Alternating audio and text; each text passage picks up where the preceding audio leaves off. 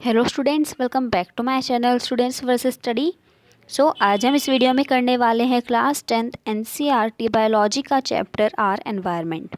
चलिए स्टार्ट करते हैं। सबसे पहले हम बात करते हैं कि एनवायरनमेंट क्या है। हमारे जितना भी फिजिकल या बायोलॉजिकल वर्ल्ड हम अपने आसपास देखते हैं, जहाँ पे हम रहते हैं, उसी को हम कहते हैं एनवायरनमेंट।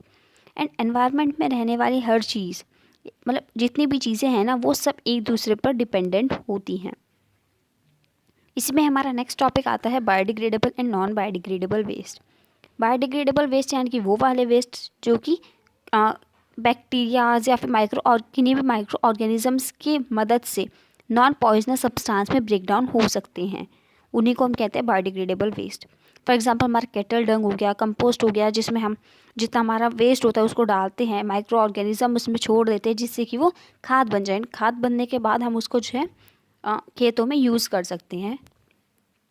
नेक्स्ट बात करते हैं हम नॉन बायोडिग्रेडेबल वेस्ट ही, तो वो वाला वेस्ट जो कि ना ही किसी बैक्टीरिया के ना ही किसी माइक्रो ऑर्गेनिज्म के एक्शन से नॉन पॉइजनस सब्सटेंस बन पाता है, उसी वेस्ट को हम कहते हैं नॉन बायोडिग्रेडेबल वेस्ट। इसमें हमारा जितना भी ये पॉलीथीन, प्लास्टिक, सिल्वर फॉइल, ये सब होते हैं, ये आते हैं। एंड जो हमारा नॉन बायोडिग्रेडेबल वेस्ट है ना, यही सबसे ज़्यादा पॉल्यूशन क्रिएट करते हैं हमारे एनवायरनमेंट में। अब बात करते हैं हम इकोसिस्टम की। तो इकोसिस्टम क्या है? इकोसिस्टम आप ग्रासलैंड, डेजर्ट, एनिमल्स, बर्ड्स, पानी, ये सब मिलके जो बनाते हैं ना, वही इकोसिस्टम है। इसमें कुछ भी आ सकता है, ग्रासलैंड आ सकता है, फॉरेस्ट आ सकता है, डेजर्ट आ सकता है, कुछ भी, हर चीज़ जो है वो इकोसिस्टम का पार्ट है।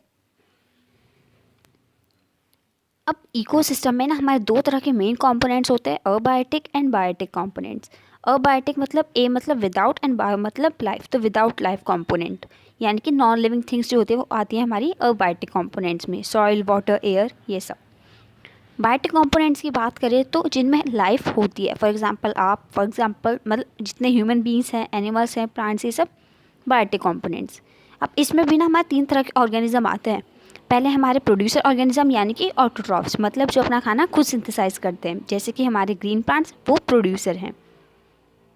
फिर सेकंड आते हैं हमारे कंज्यूमर ऑर्गेनिज्म यानी कि हेट्रोट्रॉफ्स, जो कि हम हैं, जो कि हम प्लांट्स पे डिपेंडेंट है ना, या एनिमल्स पे डिपेंड है फूड के लिए, तो हम डिपेंड है किसी पे अपने फूड के लिए। फिर थर्ड आते हैं हमारे डिकम्पोजर ऑर्गेनिज्म, या फिर हम कह सकते हैं सेप्रोट्रॉफ, जो कि डेड एंड डिकेइंग मैटर को जो है उसको ब्रेक डाउन करते हैं, उसको कंज्यूम करते हैं अपनी एनर्जी रिक्वायरमेंट के लिए, जैसे कि हमारे बैक्टीरियाज होते हैं, कुछ तरह के फंगी होता है, एक्सेट्रा। इन्हीं के बारे में थोड़ा सा और पढ़ते हैं।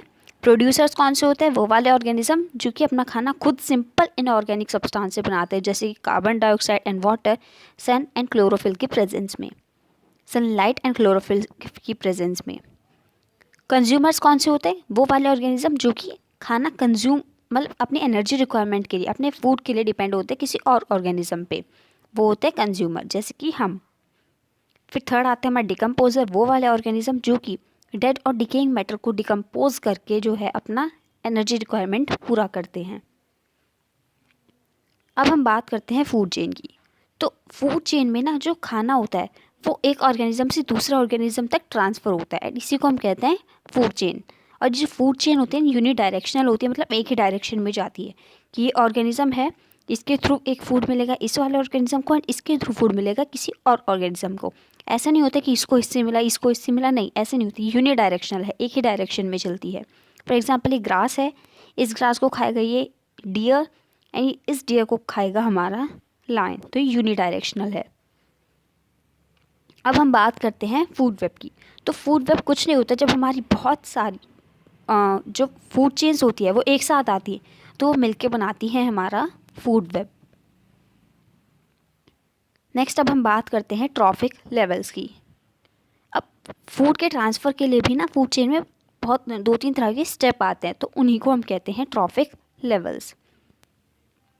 अब जो प्लांट्स होते हैं ना, फर्स्ट ट्रॉफिक लेवल होते हैं, क्योंकि वो प्रोड्यूसर होते हैं, खाना तो वही बनाते हैं हमारे इकोसिस्टम में, तो वो होते हैं हमारे प्रोड्यूसर्स यानी कि फर्स्ट ट्रॉफिक लेवल। फिर सेकंड आते हैं हर्बीवोरस, उन्हें हम कहते हैं सेकंड ट्रॉफिक लेवल। थर्ड आते हैं हमारे कार्निवोरस, जो कि हमारे थर्ड ट्रॉफिक लेवल पे आते हैं। एंड फोर्थ आते हैं हमारे लार्ज कार्निवोरस, जो कि हमारे जो कार्निवोरस वाले थे ना, इनको भी खा जाते हैं, वही होते हैं हमारे फोर्थ ट्रॉफिक लेवल को कॉन्स्टिट्यूट करते हैं जो। अब फूड चेन में एनर्जी का ट्रांसफ़र किस तरीके से होता है, एक बार इसको देखते हैं। The food chain in a community actually represents a step wise transfer of food and the energy obtained in food. यानी कि फूड का और एनर्जी का जो है हमें एक स्टेप वाइज ट्रांसफ़र देखने को मिलता है। कैसा देखने को मिलता है, स्टेप वाइज, एक एक स्टेप से। तो एक बार इन्हीं स्टेप्स को देख लेते हैं। फर्स्ट स्टेप है हमारा the initial point where energy from the environment enters into the living components of ecosystem is the process of preparation of food by green plants through photosynthesis. यानी कि सबसे पहले जो हमारे प्रोड्यूसर्स होते हैं ना, वो बनाते हैं खाना CO2 एंड वाटर की हेल्प से इन द प्रेजेंस ऑफ हमारा सनलाइट एंड क्लोरोफिल। फिर सेकंड स्टेप ये होता है कि जो हर्बीवोरस होते हैं वो इन प्लांट्स को खा लेते हैं। मतलब प्लांट्स को ऐसे ही कि पत्ते तोड़ के खा लिए, नहीं, उनको प्लांट्स के थ्रू जो चीज़ें मिलती हैं उनको खा लेते हैं। तो जो मतलब पहले उन्होंने अपना बनाया खाना बनाया ना, उन्होंने अपना फिर एनर्जी कंज्यूम की, फिर उनको खा के किसी और ने एनर्जी ली है। अब इनका भी थर्ड स्टेप भी आता है। अब जो हर्बीवोरस होते हैं ना, जैसे कि हमारा डियर हो गया, हर्बीवोरस होता है, तो ये इनको जो कार्निवोरस यानी कि जो हमारे लायन वगैरह होते हैं ये खा लेते हैं, एंड ये खा लेते हैं तो उनकी एनर्जी अब उनके अंदर चली गई। बट ऐसा नहीं होता कि सारी एनर्जी चल जाती है, इसको भी अभी हम पढ़ेंगे। तो इसमें क्या याद रखने की चीज़ है कि एनर्जी जो है यहाँ पे वो बन नहीं रही है ना। Energy is neither created not destroyed, ये आपने पढ़ा होगा। तो एनर्जी जो है वहाँ यहाँ पे बन नहीं रही है, बस एक से दूसरे फॉर्म में कन्वर्ट हो रही है, एक से दूसरे ऑर्गेनिज्म के अंदर जा रही है। एनर्जी का ट्रांसफ़र हो रहा है एक ट्रॉफिक लेवल से दूसरे ट्रॉफिक लेवल पे फूड चेन में। फिर हर एक ट्रॉफिक लेवल पे जो एनर्जी है ना, वो थोड़ी सी यूटिलाइज हो जाती है उस ऑर्गेनिज्म के द्वारा जिसकी बॉडी में से हमने एनर्जी मतलब जिसको हमने एज अ फूड अपना कंज्यूम किया है। वो जो हमारा ऑर्गेनिज्म है वो रेस्पिरेशन, ग्रोथ या अपनी किसी भी तरह की मेटाबॉलिक एक्टिविटीज़ में भी थोड़ी एनर्जी जो है यूटिलाइज करेगा ना। फिर जो थोड़ा सा एनर्जी का पार्ट होता है वो हमारे फंक्शनिंग में भी काम आता है। ये तो हमारे मेटाबॉलिक एक्टिविटीज़ हो गई, थोड़ा सा फंक्शनिंग में भी एनर्जी लगती है। कोई काम करना है तो इसके लिए भी तो हमारी एनर्जी लगेगी ना। फिर फिफ्थ ये पॉइंट आता है कि there is a loss of energy transfer in various trophic levels of organism which goes into the environment and remains unutilise. यानी कि ऐसा नहीं होता कि सारी एनर्जी यूटिलाइज हो जाती है। ये हमारा प्रोड्यूसर है, फॉर एग्जाम्पल ये हमारा हर्बीवोरस है एंड ये कार्निवोरस है, तो इसके पास अगर 100% एनर्जी है तो इसके पास 100% नहीं जाएगी, इसके पास 80% जाएगी। फॉर एग्जाम्पल 90 भी जा सकते हैं, बट फुल एनर्जी कभी नहीं जाती है। एंड फिर इसके पास जब एनर्जी जाएगी तो क्या पता हो तब तक 60 हो जाए, तो सारी एनर्जी नहीं ले सकते हैं वो। तो इसीलिए ये ना कुछ स्टेप्स तक ही सीमित रहती है। बहुत सारे स्टेप्स इसमें नहीं जुड़ सकते क्योंकि एनर्जी ही नहीं मिल पाएगी एक टाइम पे। तो अब हमें ये तो पता चल गया कि फूड का ट्रांसफ़र जो है वो यूनिडायरेक्शनल है। नहीं, flow of materials in ecosystem is cyclic but flow of energy is unidirectional. Energy का जो पूरा ये चार्ट है ये तो यूनिडायरेक्शनल है, बट जो मटेरियल का पूरा फ्लो है वो साइक्लिक है, एंड ये दोनों ऐसे ही चलते रहते हैं। अब हम बात करते हैं 10% लॉ की। The studies of transfer of energy in different food chains in a large number of ecosystems has revealed a uniform pattern of transfer of energy which is given by 10% only. According to the law, only 10% of the energy entering a particular trophic level of organisms is available for transfer to the next trophic level। यानी कि यहाँ पे जो energy produce हुई है ना उसका 10% ही उस वाले को जाएगा, फिर इसका 10%, अब जो इसके पास है ना उसका 10% जाएगा। ये नहीं कि इसी का 10% इसको जाएगा, इसी का 10% इसको जाएगा, नहीं, ऐसा नहीं होता है। ये जो हमारा प्रोड्यूसर है ये हमारा कंज्यूमर है, तो इसका जो 10%, इसका मान लो x है तो इसका जो 10% होगा एनर्जी का वो इसके पास जाएगा, एंड इसी तरह से सारे स्टेप में जाती है। तो इसीलिए एक टाइम पे जाके एनर्जी ख़त्म हो जाती है, एंड इसीलिए हमारा जो फूड चेन में स्टेप्स हैं वो सीमित होते हैं। अब ये देखो, ये क्वेश्चन पे आ गया कि ये ट्रॉफिक लेवल्स जो हैं ये इतने कम क्यों होते हैं, लिमिटेड ही क्यों होते हैं, कम भी नहीं कहेंगे हम, लिमिटेड ही क्यों होते हैं, एक टाइम पे ख़त्म कैसे हो जाते हैं। तो इसीलिए क्योंकि फूड चेन में जो एनर्जी है वो 10% जाती रहती है, कभी ना कभी वो 10% जाके ख़त्म हो जाती है। तो इसीलिए ट्रॉफिक लेवल्स के जो स्टेप होते हैं वो लिमिटेड होते हैं। नेक्स्ट अब हम बात करते हैं accumulation of harmful chemicals in food chains की। फूड चेन में किस तरह से हार्मफुल केमिकल्स का भी ट्रांसफ़र होता है। The accumulation of harmful chemicals such as pesticides in the living organisms like plants, animals and humans unknowingly through the food chain is called bioconcentration of pesticides. इसका मतलब ये है कि जब हमारे बॉडी के अंदर कुछ तरह के हार्मफुल केमिकल्स, फॉर एग्जांपल हमारे पेस्टिसाइड्स एंटर कर जाते हैं, तो इस प्रोसेस को हम कहते हैं bio concentration of pesticides. The increase in concentration of harmful chemical substances like pesticides in the body of living organism at each trophic level of a food chain is called biological magnification. यानी कि जब हमारा ये जो pesticide है, ये जो हमारा हार्मफुल केमिकल सब्सटेंस है, इसका कंसंट्रेशन इंक्रीज़ हो जाता है ना किसी भी लिविंग ऑर्गेनिज्म की बॉडी में, तो इसको हम कहते हैं बायोलॉजिकल मैग्नीफिकेशन. कि फूड चेन में एक ट्रॉफिक लेवल पे किस तरीके से किस ऑर्गेनिज्म की बॉडी में कितना जो है इन केमिकल सब्सटेंस का कंसंट्रेशन इंक्रीज़ हुआ है. अब हम बात करते हैं डिप्लीशन ऑफ ओजोन लेयर की.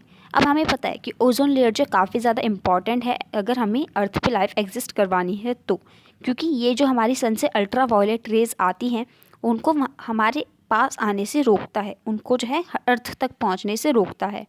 क्यों रोकता है, कैसे हार्मफुल है वो? इसलिए क्योंकि जो यूवी रेज होती है ना, ये स्किन कैंसर कर सकती है.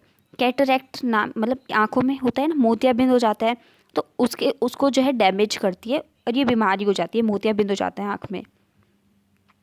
और उसके साथ साथ ये जो ओजोन लेयर है डिप्लीट कैसे हो रही है, ये हमारे आपके जो एसी है ना उनकी वजह से हो रही है. ये CFC छोड़ते हैं हमारे एसी, तो क्लोरोफ्लोरोकार्बन्स की वजह से, इन केमिकल्स की वजह से जो हमारा ओजोन लेयर है ना ये डिप्लीट हो रहा है.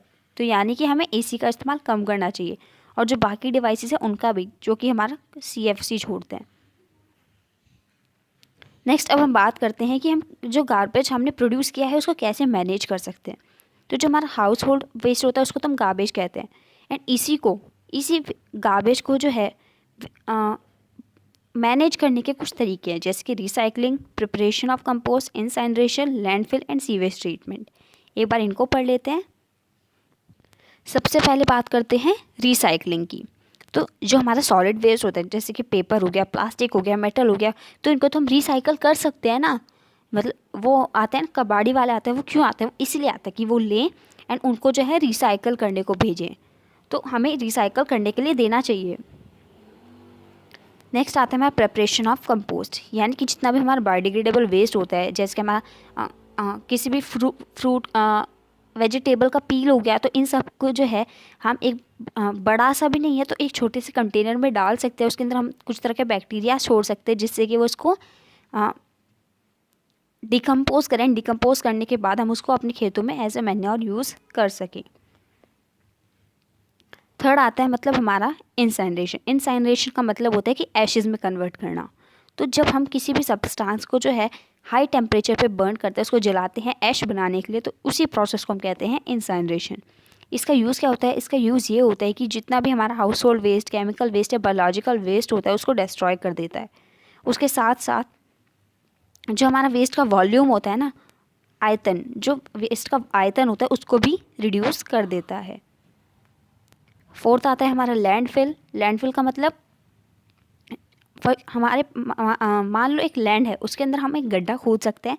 फिर गड्ढा खोदने के बाद उसके अंदर हमारा जितना गड्ढा खोद लिया हमने, जैसे कि इसके अंदर अपना सारा जितना भी गार्बेज है उसको डाल सकते हैं. फिर इसको मिट्टी से जो है ऐसे एक लेवल पे लेके आ सकते हैं. एक लेवल पे लाने के बाद हम यहाँ पे कोई घर कंस्ट्रक्ट कर सकते हैं, हम लैंड का यूज़ कर सकते हैं.